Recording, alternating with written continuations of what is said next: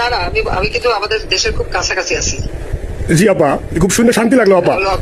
অত দূরে নাই, আমি খুব কাছাকাছি আছি। জি আপা, আমি চট করে ঢুকে পড়তে পারি না আপা, আপনাকে দেশে আপা এটা শেখ হাসিনার একটা ফোন আলাপ ফাঁস হয়েছে, বাংলাদেশের বিভিন্ন গণমাধ্যমে এখন ভাইরাল। সেখানে শেখ হাসিনা বলার চেষ্টা করছেন যে আমি বাংলাদেশের আশেপাশে আছি, যে কোনো সময় হুট করে বাংলাদেশে ঢুকে পড়তে পারি। তো এটা আবার পরিকল্পিতভাবে আওয়ামী লীগের পক্ষ থেকে বিভিন্নভাবে ফাঁস করা হয়েছে এবং প্রচার করা হচ্ছে, বাংলাদেশের গণমাধ্যমগুলো পিক করে নিচ্ছে। এই যে শেখ হাসিনার বক্তব্য যে আমি বাংলাদেশের আশেপাশে আছি, যে কোনো সময় সুযোগ বুঝে বাংলাদেশে ঢুকে পড়তে পারি, এর তাৎপর্য কি? আসলে কি শেখ হাসিনা বাংলাদেশে ঢুকে পড়বেন? এটা আমাদের জন্য কতটুকু উদ্বেগজনক? কি ঘটতে যাচ্ছে? আমাদের বা করণীয় কি? বৈষম্য বিরোধী ছাত্র আন্দোলনের প্রধান একজন সমন্বয়ক হাসনাত দ্য ব্লুটুথ বয় এই প্রথমবারের মতন বিএনপিকে এই কড়া ভাষায় একটা মেসেজ দিছে। আর এই মেসেজটা সম্মানিত দর্শক, আসসালামু আলাইকুম। নতুন একটা নিউজ ভিডিওতে আপনাদের জানাচ্ছি স্বাগতম। এই মাত্র পাওয়া তাজা এবং গরম খবর। প্রিয় দর্শক বন্ধুরা, আবারও শেখ হাসিনার কল রেকর্ড ফাঁস হয়ে গিয়েছে।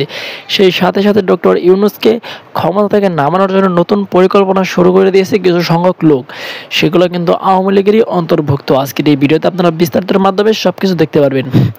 আশা করছি ভিডিওটি স্কিপ না করে সম্পূর্ণ দেখে যাবেন, অনেক কিছু জানতে পারবেন এবং বুঝতে পারবেন। প্রিয় দর্শক বন্ধুরা, সেই সাথে সাথে জাহিরটা কি খুবই গুরুত্বপূর্ণ কিছু চাঞ্চল্যকর তথ্য ফাঁস করেছে। আজকের এই ভিডিওটি সম্পূর্ণ দেখলে অনেক কিছু জানতে পারবেন। আজকের এই জুমার নামাজের পরে ভয়ঙ্কর তথ্য দিতে যাচ্ছি। প্রিয় দর্শক বন্ধুরা, বেশি কথা না বলে আপনাদের বিস্তারিত ভিডিওতে নিয়ে যাব।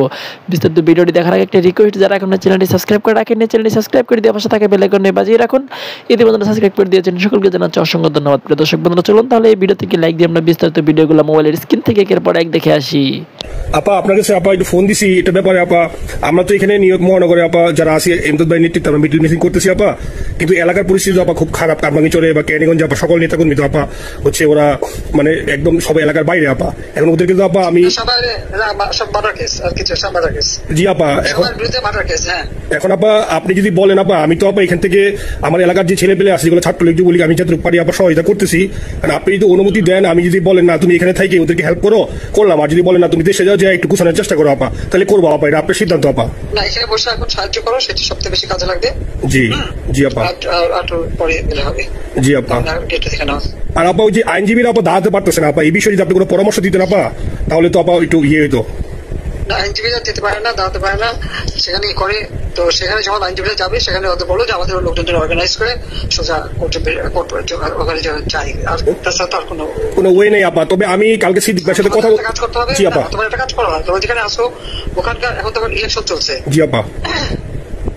ওইসব তাদের ক্যাম্পেনিং এর সময় ওদের লোকাল যে ইলেকশন হচ্ছে সেখানে ক্যাম্পেনিং এর সময় তার সঙ্গে যোগাযোগ রাখা, ক্যাম্পেনিং এর সহযোগিতা করার সাথে সাথে মানে এই বিষয়গুলি জানায় রাখা, তারপর যখন মানে ওদের কাছে একটা সাপোর্ট নিয়ে আসা। জি আপা, আপনি আপা আমার ব্যক্তিগত অভিমত আমার যেটা মনে হয় আপা, আমার সাথে সবাই একমত হবে কিনা জানি না, আমার মনে হচ্ছে আপা এবার রিপাবলিকানরা যাবে আপা। ট্রাম্প আবারও আসতেছে আপা, কারণ আমেরিকানরা তো আপা ব্যাপার আছে একটু নারী নেতৃত্বের ব্যাপারে, এখন তো এগুলো বলা যায় না, তো নিজেও বুঝেন ওরা হয়তো। আমার মনে হয় ট্রাম্প আবারও আসতেছে আপা, রিপাবলিকানরা আসলে আমাদের জন্য খুবই ভালো হবে আপা।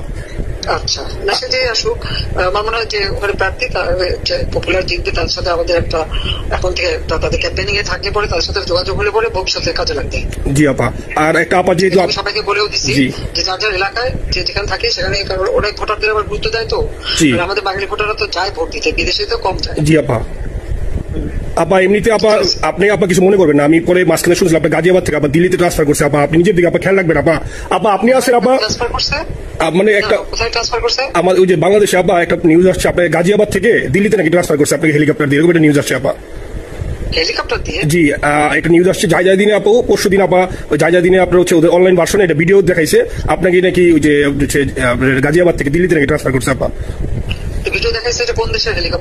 এটা না আপা, এটা ভিজুয়াল একটা হেলিকপ্টার দেখাইছে আন্তাজে, কিন্তু নিউজ দিছে আপা। আপনি চাইলে আমি আপনাকে ভিডিওটা পাঠিয়ে দেবো হোয়াটসঅ্যাপে।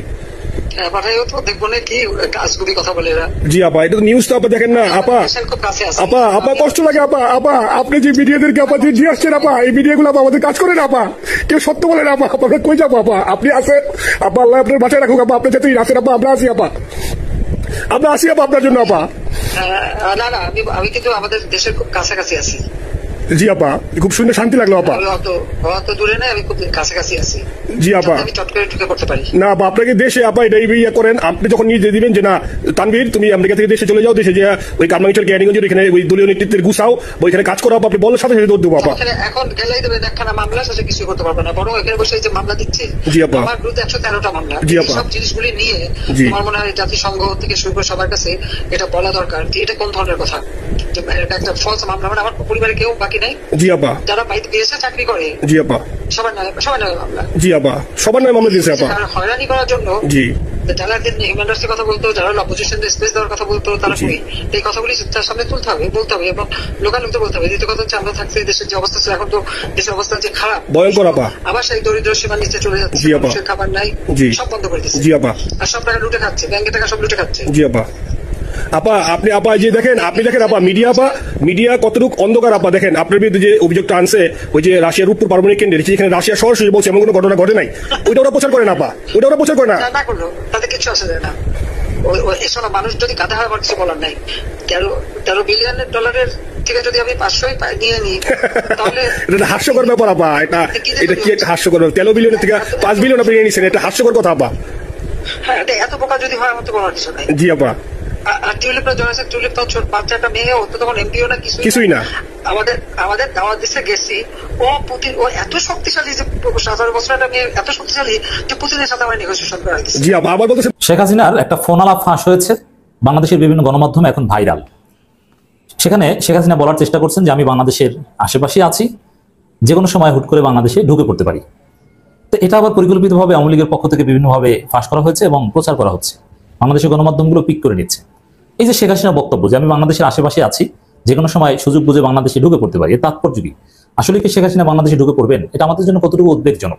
কি ঘটতে যাচ্ছে? আমাদের বা করণীয় কি? আওয়ামী লীগ কি তলে তলে ষড়যন্ত্র করছে? এবং অনেকে রিলেট করার চেষ্টা করছেন ডক্টর ইউনূস সরকারের খুব স্লো গতি, আওয়ামী লীগের বিরুদ্ধে তেমন কোনো ব্যবস্থা নিচ্ছে না, আওয়ামী লীগের গুরুত্বপূর্ণ কেউ গ্রেপ্তার হচ্ছে না, 2-1 মাঝে মাঝে গ্রেপ্তার হচ্ছে, এবং আওয়ামী লীগপন্থী লোক শেখ মুজিবের অনুসারীদেরকে এখনো শিল্পকলা একাডেমি থেকে শুরু করে বিভিন্ন জায়গায় নিয়োগ দেওয়া হচ্ছে। আওয়ামী লীগপন্থী ডিসি কে আমরা নিয়োগ দিতে দেখি এবং সেটা পরে বাতিলও করতে হয়। মানে আওয়ামী লীগের লোকজন এখন বিভিন্ন জায়গায় আছে। আসলে কি ঘটতে যাচ্ছে আমাদের জন্য কতটুকু উদ্বেগজনক, বিষয়টা বুঝতে হলে আমাদের প্রথমে হাসিনার ফোন আলাপটার মৌলিক কন্টেন্টটা একটু বুঝতে হবে। আমি দীর্ঘ ফোন আলাপ আমি আপনাদের জন্য শর্ট এন্ড করছি, সহজভাবে সামারি উপস্থাপন করছি। তিনি যেটা বলার চেষ্টা করছেন যে তোমরা ঐক্যবদ্ধ থাকো, বিভিন্নভাবে এই যে মামলা হচ্ছে বা আওয়ামী লীগের লোকজনের উপর নির্যাতন হচ্ছে, এগুলো জাতিসংঘকে, যুক্তরাষ্ট্রকে জানাও, যে যেরকম পারো সংগঠিত থাকো, এরকম একটা মেসেজ আছে। এটা দ্বারা বোঝা যায় হাসিনা কিন্তু হাল ছাড়েনি, হাসিনা কিন্তু এখনো আশাবাদী যে না, তার দল বা তিনি কিছু করতে পারবেন। এবং এই দীর্ঘ ফোন আলাপ যদি আপনারা শোনেন, এই যে শত শত বা হাজার হাজার মানুষকে হত্যা করলো, হাসিনা মোটেও অনুতপ্ত নয়। এবং তিনি বলছেন মানুষ বুঝবে, দিন রাত দেশের জন্য পরিশ্রম করে কোথায় নিয়ে গেছে, এখন নাকি দেশের মানুষ খেতে পারে না। এবং ডক্টর ইউনূসকে আবারও সে গালাগালি করেছেন, রক্তচোষা, সুদখোর। তিনি গ্রামীণ ব্যাংক তিনি প্রতিষ্ঠা করেন, এরশাদ করেছেন, তাকে চাকরি দিয়েছিল, নানান কিছু। মানে ইউনূসের মতো খারাপ লোক হয়নি। এই যে ইউনূসের যে আন্তর্জাতিক সম্মান, অলিম্পিকের মশাল ধরা ইত্যাদি, এগুলো নাকি ডোনেশন দিয়ে টাকা পয়সা দিয়ে সিস্টেমে করেছে, ইত্যাদি ইত্যাদি। মানে ইউনূসের বিরুদ্ধে অত্যন্ত ক্ষোভ এবং এখনো আশাবাদী যে না, বাংলাদেশে আবার তার রাজনীতি ফিরবে, সংগঠিত থাকার নির্দেশ দিচ্ছে। মানে বিষয়টা এরকম নয় যে না, হাসিনা বয়স হয়েছে আর তার পক্ষে সম্ভব নয়, এখন কোনো রকম নিজে একটু ভালো মতো বাঁচতে পারলেই হলো, এরকম না। এখনো তিনি তার দল নিয়ে ভাবেন, দলের লোকজনের সাথে কথা বলে নির্দেশনা দেন। ফোন আলাপের একটা দিক কিন্তু এটা। প্রথমে আমাদের জন্য কিছুটা উদ্বেগের জায়গা আছে, আমাদের জন্য অবশ্যই কিছু করণীয় আছে যে হাসিনা স্টিল অ্যাক্টিভ। তবে আমি আবারও বলছি, ফোন আলাপ এটা দায়িত্ব নিয়ে বলা যায় না যে ইটস ট্রু। কারণ কিছুদিন আগে আমরা ভারতীয় একটা গণমাধ্যমের সোর্স থেকে আপনাদের বলেছিলাম যে হাসিনা কথা বলতে পারছে না, তার সাথে কাউকে দেখা করতে দেওয়া হচ্ছে না, তার ফোন আলাপ, তার ফোনের লাইন কেটে দেওয়া হয়েছে, ইত্যাদি ইত্যাদি। এই ফোন আলাপ যে আসলে সত্য, এটা কিন্তু নিশ্চিতভাবে আমরা বলতে পারছি না। এই ফোন আলাপ এটা এআই ক্রিয়েটেডও হতে পারে, ডিপ ফেক বা নানানভাবে কিন্তু এই ধরনের ফোন আলাপ তৈরি করা যায়। ইটস সিম্পল, এটা কঠিন কিছু না। অতএব একটা হতে পারে যে এই ফোন আলাপ এটা ভুয়া, আওয়ামী লীগের লোকজন এই ভুয়া জিনিস তৈরি করে বাংলাদেশের মানুষকে আতঙ্কে রাখার একটা চেষ্টা করছে, জাস্ট প্যানিক ক্রিয়েশন, এর বাইরে কিছু না। ভুয়ার যথেষ্ট সম্ভাবনা রয়েছে, কারণ আমরা এখন পর্যন্ত হাসিনার পরিবারের কাউকে হাসিনার সাথে দেখা করতে প্রকাশ্যে বা এরকম কোনো খবর পাইনি। আবার এটাও ঠিক যে ভারত হাসিনাকে চায় এবং হাসিনা হচ্ছে ভারতের একজন কৃতদাসী। অতএব ভারত সরকার কেন আমাদেরকে হুমকি দেয়? ইউনূস সাহেব, আপনি জবাব দেন। আপনি মনে করেন না আপনি জ্ঞানী মানুষ, শুধু আপনাকে আমরা সম্মান করবো, জনগণ কিন্তু সাথে আছে। আপনার সরকার আমরা ফেলে দেবো। মুখে ডায়লগ মারছি না কিন্তু, ফাঁকাবাজি, ফাঁকা বলুন, আমি মারি না। মাননীয় উপদেষ্টা আসিফ নজরুল সাহেব, আপনার কাছে কোনো জবাব আছে? দুর্নীতি দমনে কমিশন। খুব মনোযোগ দিয়ে শুনছিলাম। কেমন ফিল হচ্ছে আপনার? কমেন্ট করা শুরু করছেন। আমার ঠিক এরকমই কমেন্ট আসছে। এই দেশে কেন ভালো মানুষ বেশি দিন ক্ষমতায় টিকে না, বুঝছেন? এই হাইপার মানুষগুলোর জন্য। আমি এই ভাইটার নাম জানি না, তবে অনেক সময় ভিডিও দেখি, প্রতিবাদী ভালো লাগছে, অন্যান্য সময় যাই বলছেন। আবার অনেকে ওনারা পছন্দ করতেন এতদিন, কারণ অলওয়েজ শেখ হাসিনা গালাগালি করতো। এতদিন যারা শেখ হাসিনা নিয়ে গালাগালি করতো, আওয়ামী লীগ নিয়ে গালাগালি করতো, সবাই আপনাদের ভালো লাগতো। কিন্তু এখন যখন আবার বিএনপি নিয়ে কথা বলে তখন ভালো লাগে না, ডক্টর ইউনূস নিয়ে কথা বলে ভালো লাগে না। কেন লাগে না জানেন?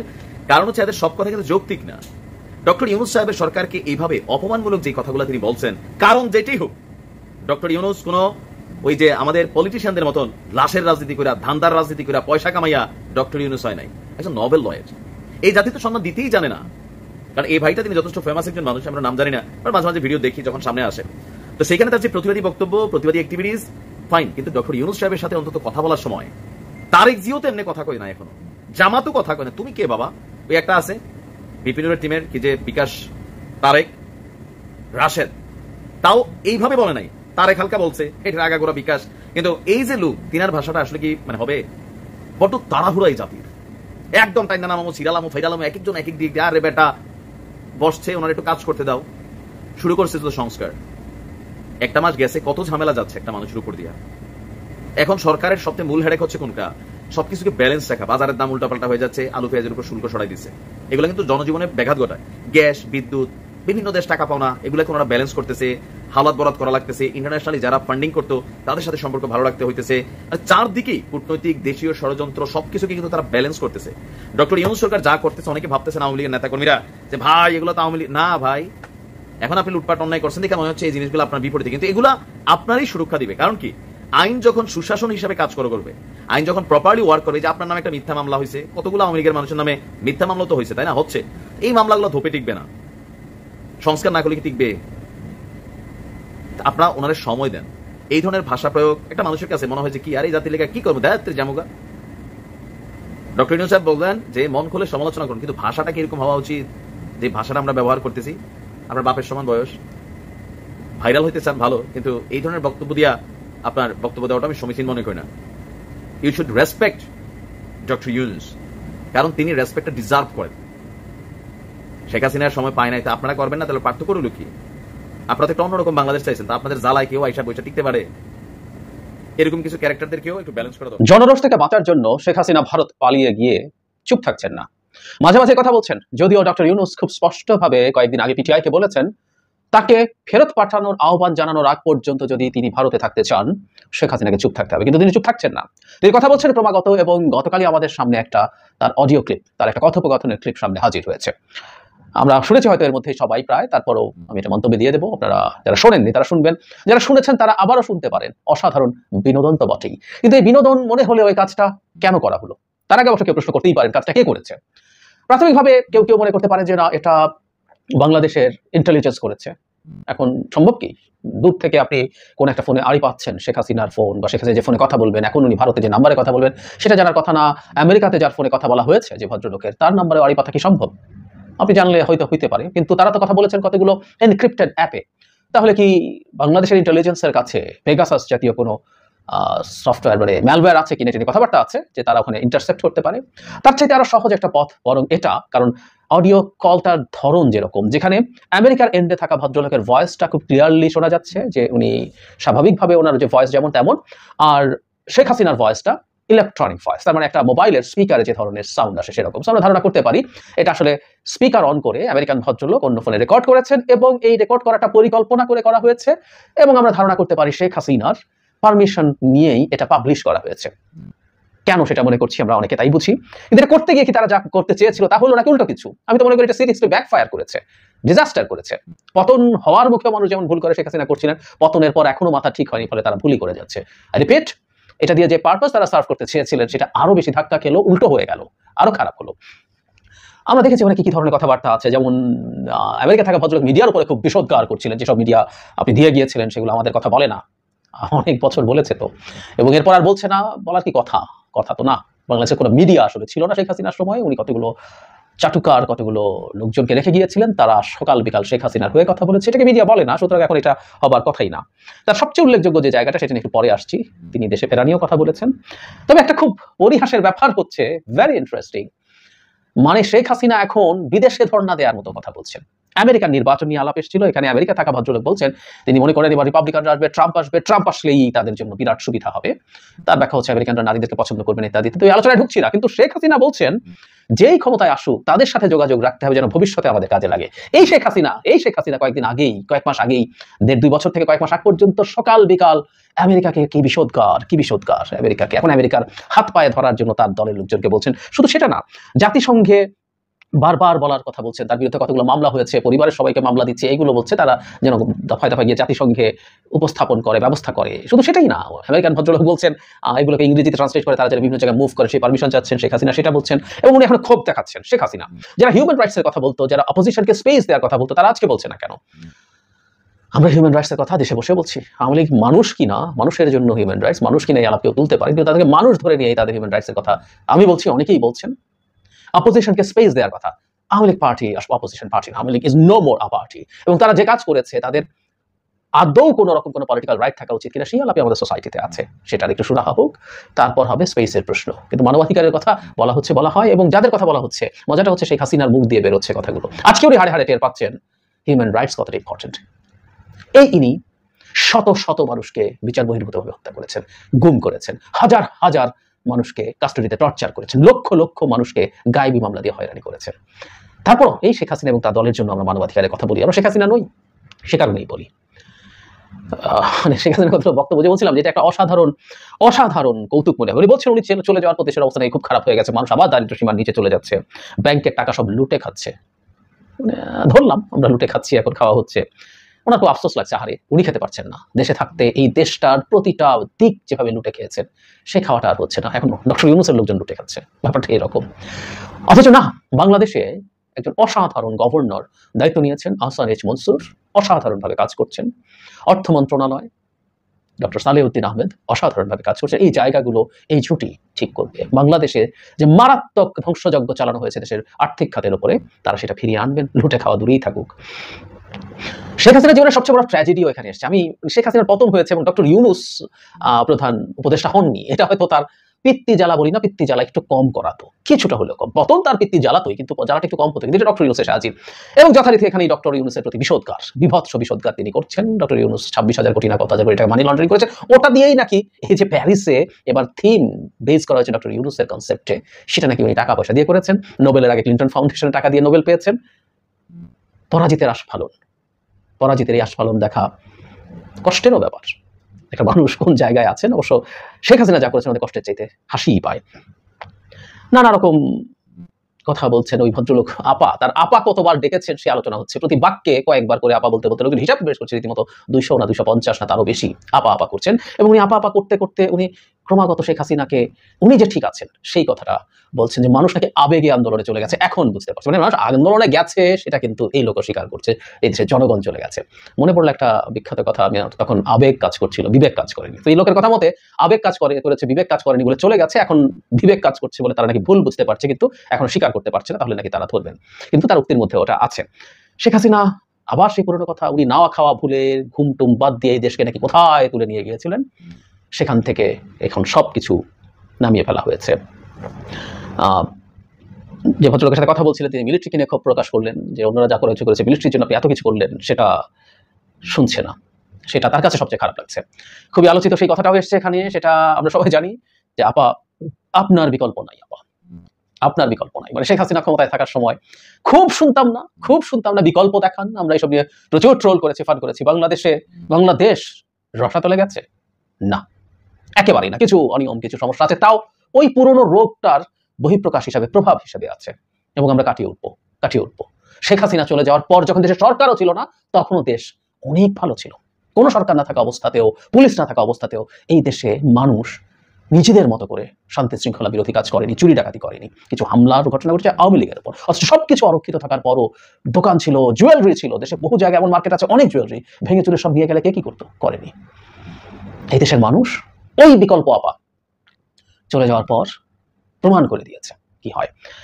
যেটা সবচেয়ে গুরুত্বপূর্ণ এই ভিডিওর আসলে, সেটা হচ্ছে তার ফিরে আসার কথা। তিনি বলছেন এরকম, আমি কিন্তু দেশের খুব কাছাকাছি আছি, অত দূরে নাই যাতে আমি চট করে ঢুকে যেতে পারি। চট করে বলাতে না, টুস করে কথা মনে পড়লো, নাকি টুস করে খালেদা জিয়াকে পদ্মা ব্রিজ থেকে পদ্মা নদীতে ফেলে দেবেন, ডক্টর ইউনূসকে দুবার চুবিয়ে আনবেন, তো টুসের সাথ মতো চট করে ঢুকে পড়বেন।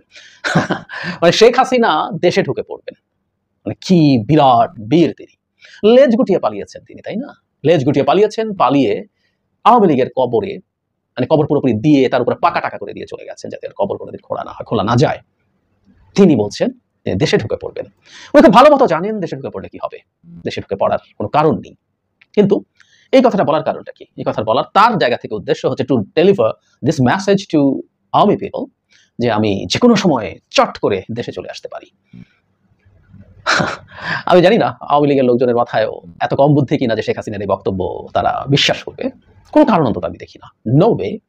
কিন্তু উনি চাইছেন একটু চাঙ্গা রাখার চেষ্টা করা, কারণ বিভিন্ন ইনস্ট্রাকশন তিনি দিচ্ছেন, বিভিন্ন জায়গায় কি করতে হবে, আইনের জন্য কি হতে, আদালতে কি করতে হবে, সংগঠনের জন্য কি করতে হবে, কবে থেকে করতে হবে, এইসব নানান কথাবার্তার নির্দেশনা দিচ্ছেন এবং সাহস দিচ্ছেন। তিনি আছেন, তিনি যে কোনো সময় ঢুকে পড়বেন। তিনি যে লেজ গুটিয়ে পালিয়েছেন, এটা করে যে উনি কি ডিজাস্টার করেছেন সেটা এখন উনি বুঝতে পেরে এটা চেষ্টা করছেন, কিন্তু এ থেকে ড্যামেজ কন্ট্রোল হবে? উত্তর হচ্ছে না। ওভারঅল এই মেসেজটার, এই ফোন কনভারসেশনটার উদ্দেশ্য একটু আওয়াজ দেওয়া যে আমি আছি, যাতে মানুষজনকে কিছুটা হলেও চাঙ্গা রাখা যায়। ডোনাল্ড ট্রাম্প ক্ষমতায় আসলে এখান থেকে বলা হচ্ছে, কেউ কেউ আওয়ামী লীগের খোয়াব দেখতে পারেন। ডোনাল্ড ট্রাম্প আগের বার অন্তত গ্লোবাল অ্যাফেয়ার্সে খুব বেশি মনোযোগ দেননি এবং তার সাথে মোদির একটা ব্যক্তিগত ধরনের সম্পর্ক আছে। তো কি হয়েছে, মোদি আর ট্রাম্প যদি এদিকে মনোযোগ না দেয়, মোদি চাইলে আমাদের দেশের সরকার পতন ঘটিয়ে দিতে পারবে? No way, no way. Bottom line হচ্ছে, যেটা বলছিলাম শুরুতে, এটা ব্যাকফায়ার করেছে বলে আমি বিশ্বাস করি। শেখ হাসিনা যখনই দেশে ঢোকার কথা বলেন, তখন তার দলের লোকজনের সামনে আসে যে সবাইকে বিপদে ফেলে দিয়ে এই ভদ্রমহিলা পালিয়ে গিয়েছিলেন।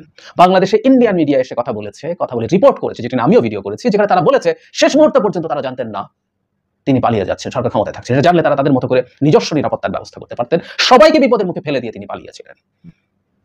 সেই ভদ্রমহিলা বাংলাদেশে ঢুকবেন, চট করে ঢুকবেন, এসব বলে তিনি ওই ক্ষতটা আবার উস্কে দেন তার দলের লোকজনের। সেই ক্ষতটা কোনোদিন যাবে না। উনি যত কম কথা বলেন তত ভালো। আসলে উনি বুঝতে পারেন না, ওনার সম্পর্কে বহু মানুষ এই কথা বলেছে এবং বেগম খালেদা জিয়া আমার যদি মনে পড়ে একবার বলেছিলেন যে ওনাকে কথা বলতে দেন, উনি যত কথা বলবেন তত আমাদের জন্য ভালো। কথা সত্য। সেই সংবাদ সম্মেলনে যেখানে কেউ দুজন সাংবাদিককে আমি দেখেছি, তখন পতনের আগে তাকে সাংবাদিকদের ব্লেম করছে, আমি তাদেরকে অফ রেকর্ড বলেছি, অন রেকর্ড না, অফ রেকর্ডই কথা হচ্ছিল। সাংবাদিকরা বললো তার জবাব শেখ হাসিনা ভাবে দেবেন কেন, কিন্তু ওই যে ওনার মুখে ওনাকে ডুবিয়েছে, এখনো ওনার মুখ ওনাকে ডোবাচ্ছে, সেটা বোঝার মতো অবশ্যই ক্যাপাবিলিটি ওনার নাই। কারণ আপনি যত উপরে ওঠেন পতন আপনাকে তত বেশি আহত করে। উঠতে আপনি কোথায় চলে যাচ্ছিলেন? আপনার মনে হচ্ছিল, শেখ হাসিনার মনে হচ্ছিল তিনি সবার ধরা ছোঁয়ার বাইরে অনেক উপরে উঠে গেছেন। ওনার পতনটা ওনাকে এমন জায়গায় নিয়ে গেছেন, মাথা আর কাজ করছে না। ছোট্ট একটা পরামর্শ দিয়ে শেষ করি, শেখ হাসিনা আপনি চুপ থাকুন, বেশ কিছুদিন চুপ থাকুন, তারপর আস্তে আস্তে গর্ত থেকে মাথা বের করুন, সেটা আপনার জন্য ভালো হবে। আপনার এভাবে কথা বলা নানান দিকে ক্ষতিকর। এটা তো আছে আমাদের সরকার, ডক্টর ইউনূস যেমন বলেছেন, আপনি চুপচাপ না থাকলে কিন্তু ভারতের উপরে, আপনার প্রভু ভারতের উপরে বাংলাদেশ সরকারের পক্ষ থেকে চাপ যাবে। বাংলাদেশে কিন্তু এখন শেখ হাসিনা ক্ষমতায় নাই, ডক্টর ইউনূস ক্ষমতায় আছেন, যিনি শির দ্বারা শক্ত করে মাথা উঁচু করে ভারতের চোখে চোখ রেখে বলতে পারে আমাকে কি চাই। চুপ থাকুন, নিজের দলের জন্য কম খারাপ হবে, আপনার প্রভু ভারত। প্রিয় দেশবাসী, শুরু থেকে শেষ পর্যন্ত যারা এই ভিডিওটি দেখেছেন সকলকে জানাই অসংখ্য ধন্যবাদ। যারা এরকম নিউজ ভিডিও পেতে পছন্দ করেন তারা অবশ্যই এই চ্যানেলটি সাবস্ক্রাইব করে পাশে থাকা বেল আইকনটি বাজিয়ে দিবেন। যারা এখন এই ভিডিওটি শেয়ার করেননি, এই ভিডিওটি দ্রুত শেয়ার করে সকলকে দেখার সুযোগ করে দিন। আজকের মতন এই পর্যন্ত, দেখা হচ্ছে পরবর্তী কোনো ভিডিও নিয়ে ইনশাল্লাহ।